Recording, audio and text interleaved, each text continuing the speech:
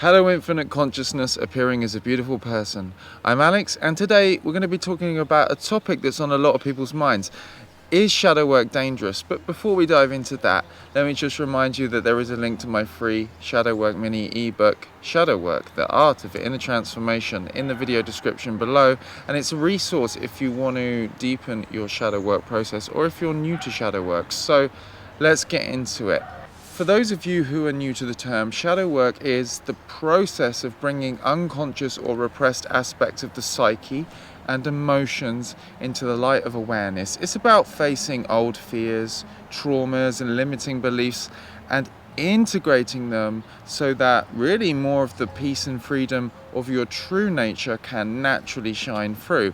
And as you might imagine, this process can seem challenging or frightening at times. It requires a kind of courage, openness, and a vulnerability, and a willingness to face some uncomfortable truths about ourselves. But does that mean that shadow work is dangerous? Let's take a look. First, let's talk about what the shadow actually is. The shadow is the parts of our psyche and emotions that we're currently unconscious of and so therefore remain currently unseen. It includes limited and fearful patterns of thinking lurking in the subconscious mind. It includes stuck emotional or trauma energy trapped in the body. And it also includes the parts of our self-image that we repress or deny because it doesn't fit in with our self-image or the image that we want to present to the world. And this can include our fears, insecurities, negative emotions, or even positive qualities that we've been taught to suppress, perhaps in childhood or adolescence. So the shadow is primarily formed in childhood or adolescence when most of the imprinting of our psychological and emotional conditioning occurs and where we learn what's apparently acceptable and unacceptable from our parents or society. And when many people experience overwhelming or traumatic events that aren't able to be fully processed and resolved, and therefore the emotional energy generated by that event stays trapped in the body and the nervous system as stuck emotional and trauma energy, which fuels fearful negative thinking. So the shadow is experienced in our awareness as thoughts in the mind that are unconsciously identified with and believed in, and somatic sensations in the body, often tension, contraction, and sometimes even emotional pain, which is experienced as real physical pain. And while ignoring or bypassing the shadow can protect us from feeling vulnerable or exposed, it can also be the block to feeling calm, safe, and living fully. So why would we want to do shadow work? Well, there's loads of potential benefits. The potential for emotional releases and emotional healing, the resolution of past events, and the learning from and the integration of them. So by facing and integrating the shadow, we become more aware of our self-sabotaging thinking and behaviors and instigate emotional releases and start a journey of healing, and so we can act more peaceful and lovingly and expansive in the world.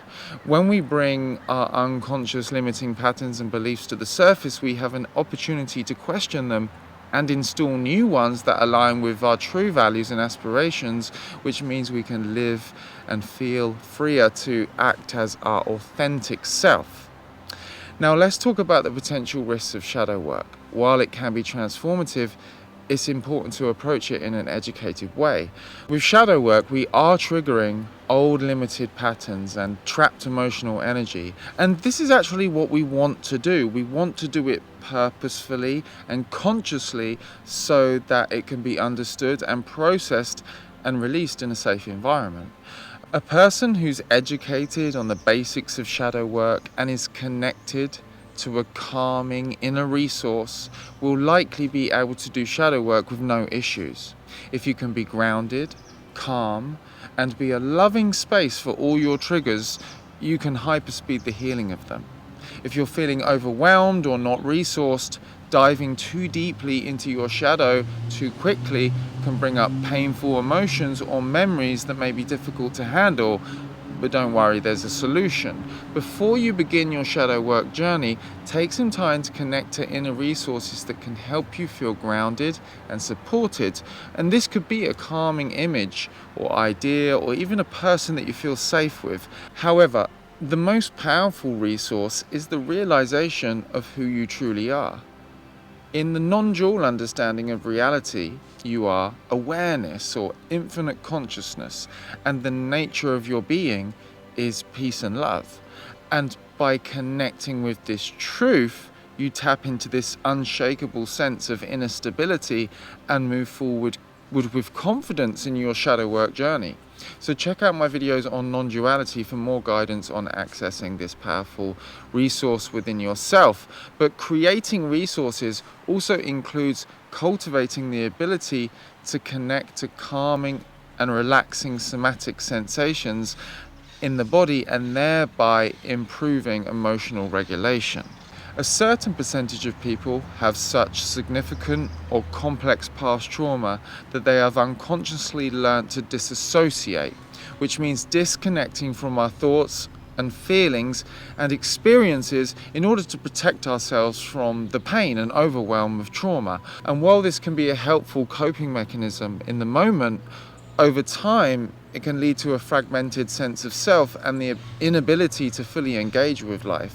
And shadow work can help us reintegrate these disconnected parts of ourselves and move towards a more whole and authentic way of being. So it's essential to work with a trained therapist or coach if you're dealing with significant trauma or significant mental health issues. And if you're doing shadow work on your own, it's important to start small, build your capacity to safely experience somatic sensations and connect to calming inner resources and practice self-compassion. So how do we approach shadow work in a safe and effective way? Here's a few tips to keep in mind. First, start small. Start small with aspects of your shadow that feel manageable. You don't have to dive into your deepest fears right away.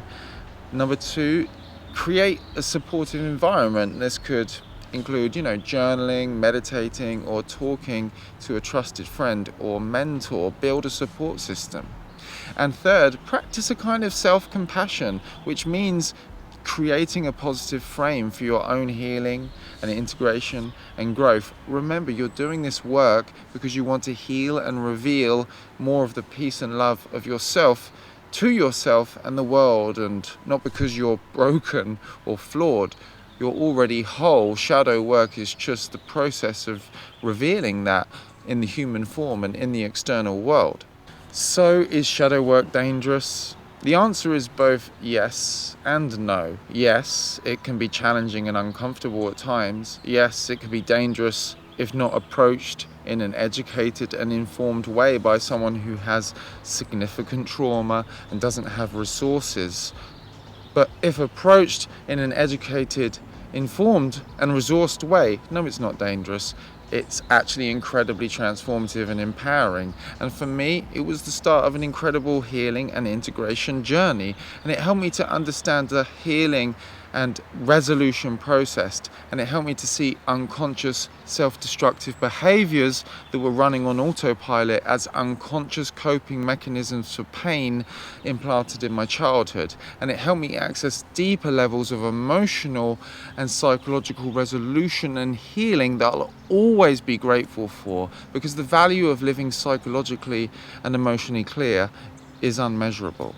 So remember, there's a link in the description of this video to my free shadow work PDF, mini ebook and guide for tips and guidance on starting shadow work and shadow work journaling prompts to get you started. I hope you enjoyed this video. Peace. Love you all. Peace.